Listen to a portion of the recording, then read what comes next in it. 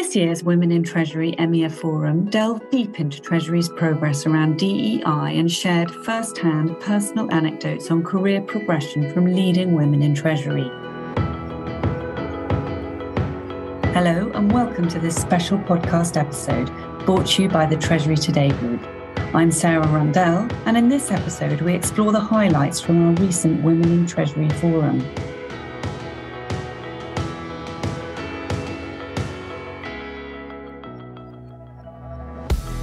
Joining us on the day was Yang Zhu, Senior Vice President, Global Treasurer and Corporate Development at Kraft Heinz, Malcolm Grant, Chief of Treasury, International Organization for Migration, Amber Henderson-Smart, Global Head of Client Implementation, HSBC Global Liquidity and Cash Management, and Kelly Scott, Global Product Head for Sales, Finance, Trade and Working Capital Solutions at JP Morgan Payments.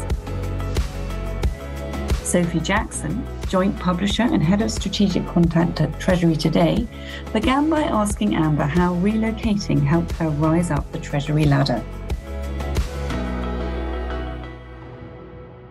I had this pull, for whatever reason, toward investment banking, and very specifically mergers and acquisitions.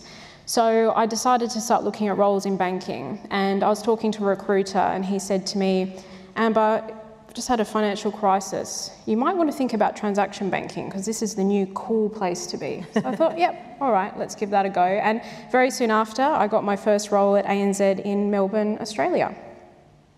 And then tell us a bit about what you noticed as you're coming up the ranks in Australia. You and I spoke about, I guess, kind of the cultural shift that there is and how those banks are perceived externally. I found it quite funny when you were telling me the stories about. Yeah, so one of the reasons I moved from Australia to Hong Kong, and that's when I joined HSBC, was really looking at the opportunity and scope of responsibility that was available to me in Australia, and that was sort of what prompted me to move. And interestingly, when I moved to Hong Kong, coming from ANZ, it's one of the big four banks in Australia, we feel very big and very special there. But coming to HSBC in Hong Kong, it was sort of like, ANZ, who's that?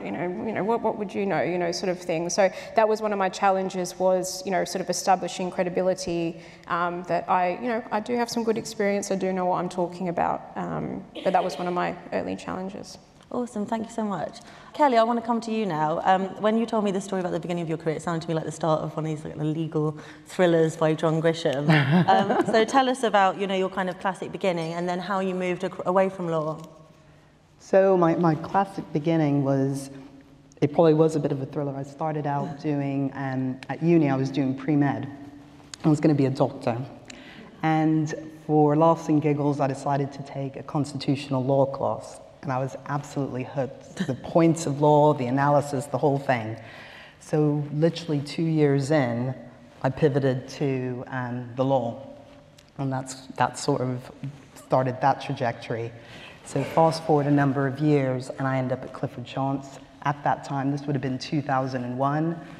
Clifford Chance, top firm, biggest law firm at that time. You don't say no, so I skipped off to Clifford Chance, and then about 2 years later, in pursuit of the mad money that American firms were paying, I went to White & Case. And so for 10 years, I happily did acquisition finance, I happily did asset finance, and all these, massive transactions. So as you can imagine, the all-nighters, the weekends, the just absolute craziness.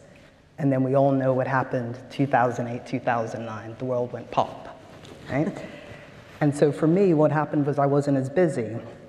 And I thought, I can raise my head above the parapet and reconnect with people I hadn't seen in ages. And oh goodness, I have a 3-year-old child and I'm actually able to spend time with him now.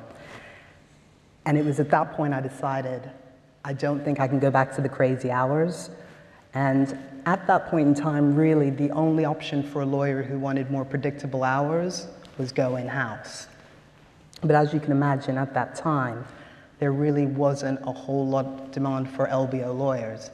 So I came across the role at JP Morgan for trade finance, and I was like, that involves letters of credit, I think I can figure it out. And so interviewed for the role, and kind of the rest is history. Awesome, and then what was the moment for you? I mean, it's quite unusual to transition the way you have, right? What was the moment when you began to think, this is something I can do, and I want to do it? In terms of? In terms of moving away from the law into a totally different field. So then, JP Morgan, And, you know, fantastic in terms of mobility. I worked out of Singapore, worked out of New York, obviously here in London. But then I was looking for a different challenge in terms of my career and a different type of growth. And so it was probably in about 2018, I approached the then head of trade and said, oh, I'd like to move into the business. And he said, okay, well, what are you going to do? And I was like, well, I haven't gotten that far, but I want to move into the business. And he said, right, go off and write yourself a job spec. And that was the best advice ever, because it forced me to really think about what's your skill set, what do you enjoy doing, and what value can you bring to the business. So I wrote my job spec, and I think what people have to realize is when you're moving into something new, it doesn't happen overnight. It takes some perseverance and some resilience, right? And so what happened next was 2019, the summer of, massive reorganization and realignment of the trade business. And that was where I got my opportunity, job spec in hand, to say, hi, I'm Kelly Scott, and I'd really love to move into the business, and here's what I can bring to the table. And off of the basis of that, ultimately, I was able to step into my current role. Next, Sophie turned to Yang to share her story around how she has built and shaped her leadership style. It began, she explains, with finding the 2 key words that best describe her personality. For 10, 20 years, I couldn't find I don't know like who I stand for, my style, and many, many other things. So I'm trying to fit in, I'm trying to steal this person, trying to figure out how I should behave, should I carry myself. And until was 2-3 years ago, so very recent in the new territory, 2-3 years ago, we had a training with a professor, and the professor bringing a piece of paper. On this piece of paper, there are actually 100 words describing your leadership style. And the exercise was to circle 10, that described most of you, and then circle 5, and circle 2, and then circle 1. And then there's massive confusion because you would wish like all the words would describe you, right? Like I want to be this, authoritative figure, like inspiration, whatever not. I realized I got stuck with 2 words. The one word, it was responsible. The other word is grateful. So then I realized this is me. Yeah. If I distill from the 100 words to the 2, ultimately I got stuck with the 2. This is truly who I am and what I value, really my value sets are. Then I decided maybe as a self-discovery, this is how I'm going to behave. Yeah. This is going to really practice. This is who I am, still this petite, very quiet person, but I'm highly responsible and very grateful. Just in general, I see the good things in people, and I decided this is going to be my badge going forward. Awesome, I love your answer, because I think it takes time to be confident to be yourself at work. There's a lot of talk about being authentic, but like certainly when I started out, you don't know what kind of person you want to be at work. You don't want to be your whole self, like you're not going to come in your normal social life. So it's like, yeah, right? Maybe some of you do, but it can be hard. And it takes time to get the confidence to believe that you will be accepted in that style. And I think trying on different hats and being inspired by different people can also be a way of protecting yourself as well as you learn what kind of leader you want to be. On that note, Kelly, tell us a little bit about what you learned as you kind of migrated across the business, and had to have quite a lot of conviction in yourself to put yourself forward like that. Like, what were some of the lessons you learned from that process that might be helpful for us all? And I think the real lesson is be brave and don't put limits on yourself. Because as a lawyer, as a recovering lawyer, I've got it in my head that I'm terrible with numbers. I've got that somewhere along the line, maybe because I didn't do so well in maths anyway. And so when I was interviewing for my current position, my now manager, he said, oh, you'll be responsible for P&L. And I was like, oh, I'm not good with numbers. And he was like, well, you'll pick it up. And there are a few other things where I was like, oh, I'm not good with this. And he was like, you'll pick it up. He actually had more faith in me than I had in myself in terms of potential.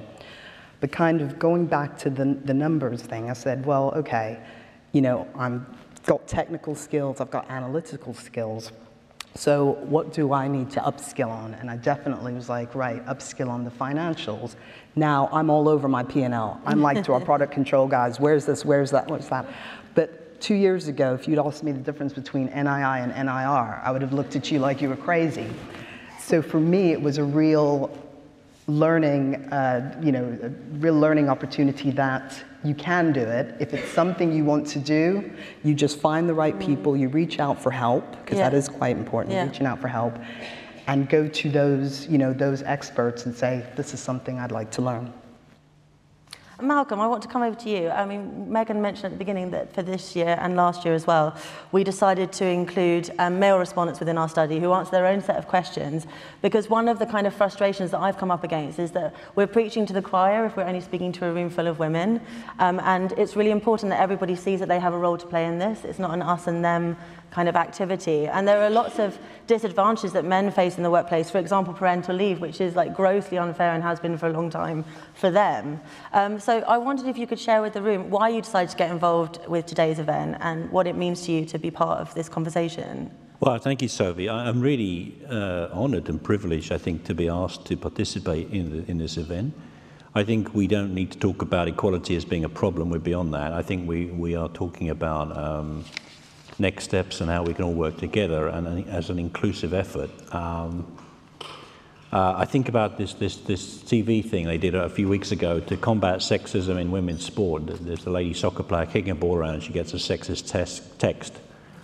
And the guys are all around her and they look at this and they say, this is not your problem, this is our problem. And I think we need to do that. But I'm here today because I'm inspired by the female colleagues in my team. I think every day I come to the office, I look at them and what they're doing and their approach, and I think I've really got to be at the top of my game to match them.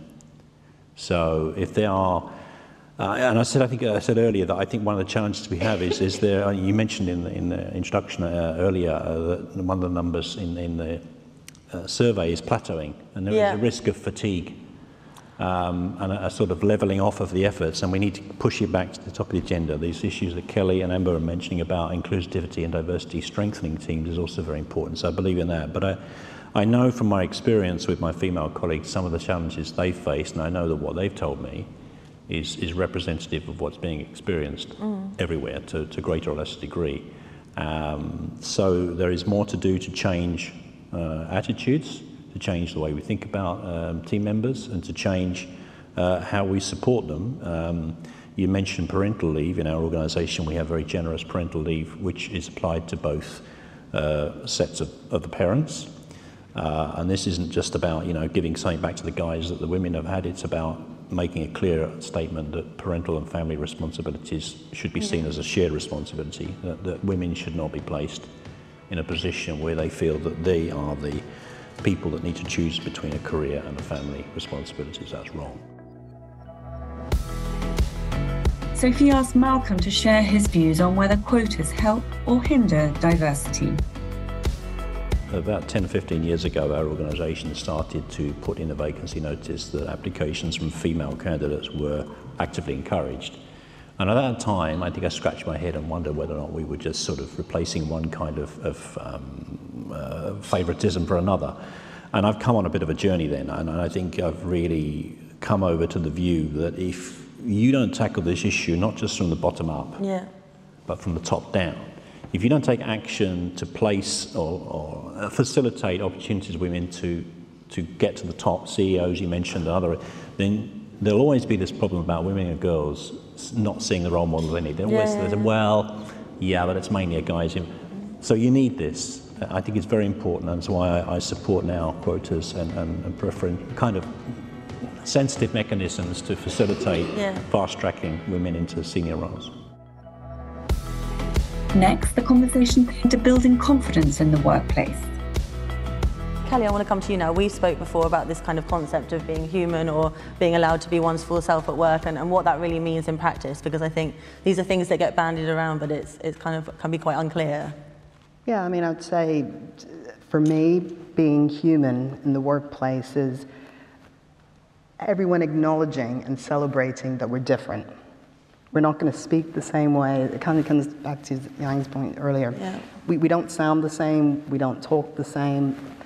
We come from different experiences, different lived experiences, different socioeconomic backgrounds. And so, we're all amazing, complex, weird, wild, wonderful individuals. Let's celebrate that. Yeah. And so every day, bring your full self to work, proudly to work. without feeling that you need to somewhat hide in any way, shape, or form. But I also think another aspect to that is about being kind to yourself as well as to others.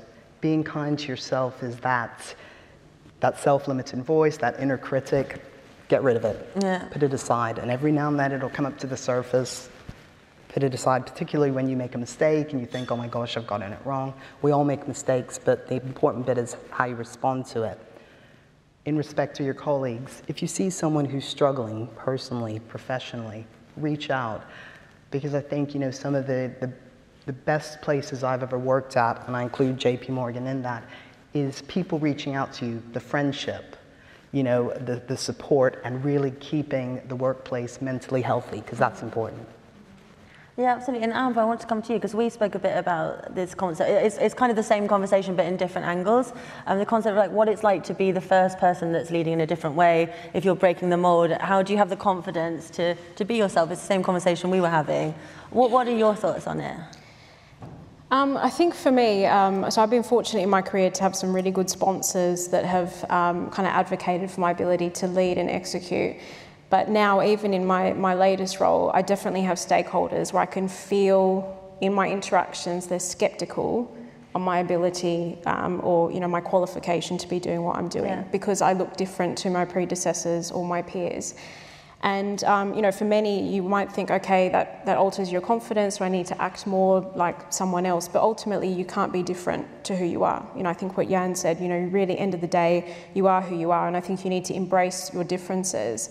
And so one of the things that in my recent appointment, I've had so many younger women reach out to me and just feel really energized by watching my journey. And they've said to me, like, you know, how do you have the confidence to go and, you know, send an email out to so many people or address so many people, you know, because, I'm so worried about how I'm going to get analysed or, you know, whether I know what I'm doing. And they're holding themselves back from all these situations as a result. And I think for me, you know, again, I've been put in a situation where you're thrown in, you've got to work it out as you go, but just be confident that what's different is, you know, what makes us better. And I think what makes you unique is the value you bring to the table. So if you've been hired into a role, you're there for a reason. Be confident. And I think just to pick up on what Kelly was saying around sort of that self-confidence or self-criticism, I don't think anyone analyses more than you do on yourself, right? So we're having this conversation before, you know, sort of to say that, you know, if you think it's, you know, bad or not very good, or you didn't think you showed up the best of the meeting, I'm sure not many others are thinking the same. So just go for it, give it a go. Even if you mess it up, it'll be forgotten by everyone else probably within 48 hours. Panellists also talked about their biggest learnings regarding diversity and the ongoing challenges. Yang began. I deeply regretted when I was pregnant with my first child. I was ashamed. I was trying to hide my belly until I couldn't hide it anymore. Somehow in my head, I wasn't as effective as I could be. I was ashamed of the fact that I would have to take maternal leave. It's called actually, for people who came from US, you would know, it's even called short-term disability. It's not a word. Maternity leave is not a word. It's short-term disability. And yes, it's also, you're laughing, but it's a sad truth. And so I went back to the office 2 weeks after. I was entirely volunteer. I could have stayed 3 months, even that was short. I went back to and I still feel I was not as effective as a wife, as a mother, as a daughter, and as a worker. Should I do that completely differently now? Whenever I see a young lady, you know, expecting us to congratulate and make her feel that she can be at ease, because I was too focused on that 2-3 months of time span. I was thinking, well, I cannot be as effective, like 200% in my work. But honestly, life is too long. I mean, it's not only this 2-3 months, but I didn't know that. I wish I knew that. I wish I could have someone to talk about it. But if I enlarge the time span, I realize there's going to be a time that I can be 200% to my work. There's going to be a time that my parents will need me because I'm still the single child, you know, policy in China, so they will need me. At that time, I will give my time to them. There was a time that I wish I could give more to my children, but over over the lifetime, it evens out. So don't be too harsh on ourselves. You early on, you said, be kind to yourself. Yeah. Don't be judgmental to ourselves.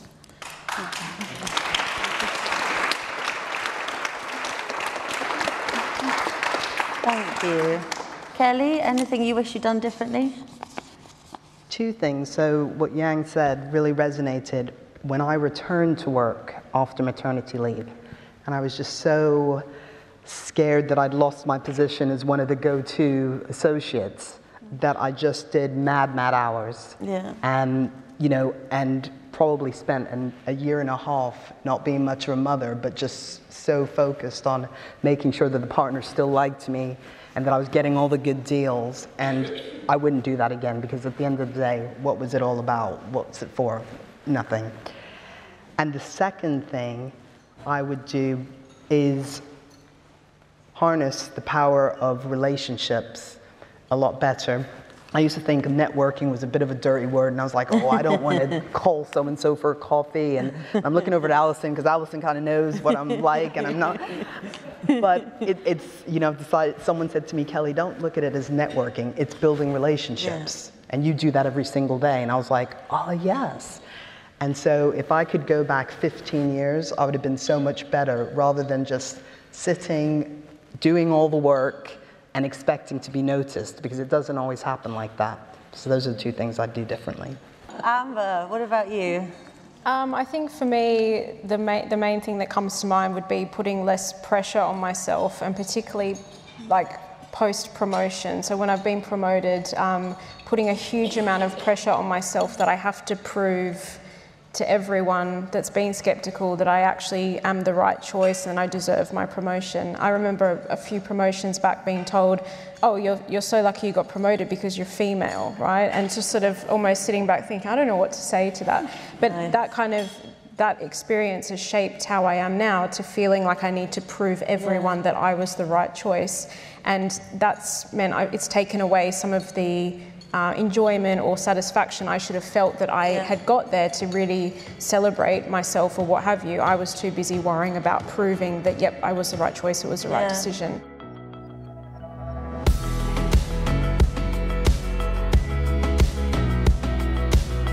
I hope you've enjoyed these extracts from our Women in Treasury Forum. Thank you, panellists Yang Zhu, Malcolm Grant, Kelly Scott, and Amber Henderson-Smart. Don't forget to subscribe to the Treasury Today podcast channel to get further episodes in this series. You can find us wherever you get your podcasts.